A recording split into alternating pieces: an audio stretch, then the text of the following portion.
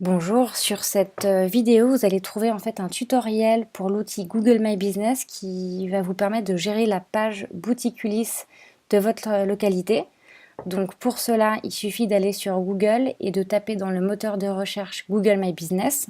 Et les deux premiers liens qui vous seront suggérés, vous cliquez dessus. Et là, vous allez arriver sur Google My Business. Donc pour vous connecter, on clique sur l'onglet Se connecter en haut à droite. Et vous allez renseigner l'adresse email et le mot de passe qu'on va vous communiquer pour rejoindre la plateforme des boutiques Ulysse. Voilà, et une fois cette étape faite, vous arrivez sur la plateforme Google My Business et on va directement se rendre sur la gestion des établissements, c'est ça qui nous intéresse, pour arriver sur l'ensemble des boutiques Ulysse qui sont concernées. Et pour trouver au plus vite la page qui vous concerne, vous avez ici une barre de recherche, vous tapez la localité qui vous appartient et là vous avez tout de suite les suggestions qui vous sont données, vous cliquez dessus et vous pouvez vérifier que vous êtes bien sur votre page avec l'information qui vous est donnée ici. Donc là on est bien sur la boutique Narbonne.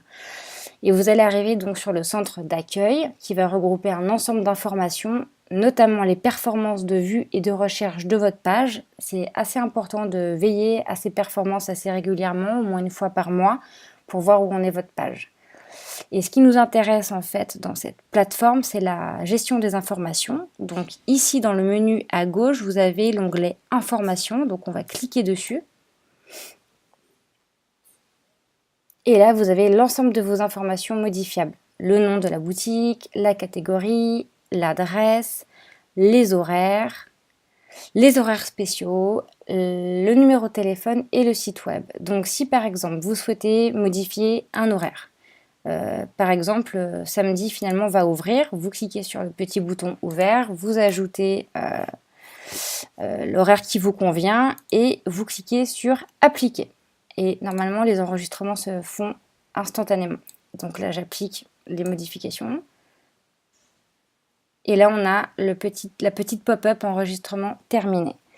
Ça se fait de manière très facile et il est possible que Google fasse des vérifications de modifications et cela peut prendre 24 à 48 heures. Si c'est le cas, vous allez avoir une petite pop-up d'information qui va se trouver ici en haut à droite qui vous indiquera Google va procéder à des modifications, cela peut prendre tant de temps. Donc vous inquiétez pas, c'est normal et c'est assez récurrent.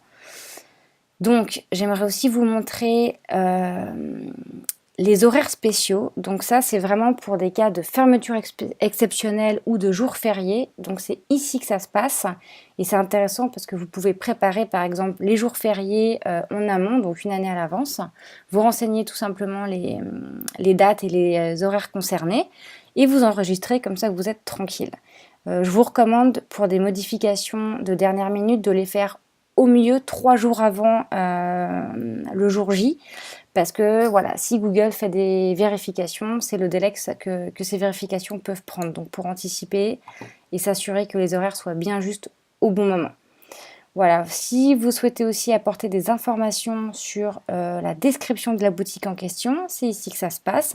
On clique à nouveau sur le petit crayon et vous retouchez le texte en sachant qu'il faut bien prendre en compte, on a un nombre de caractères imposés. Voilà. Donc j'espère que vous utiliserez cet outil au mieux et que vous aurez du plaisir à le faire. Au revoir.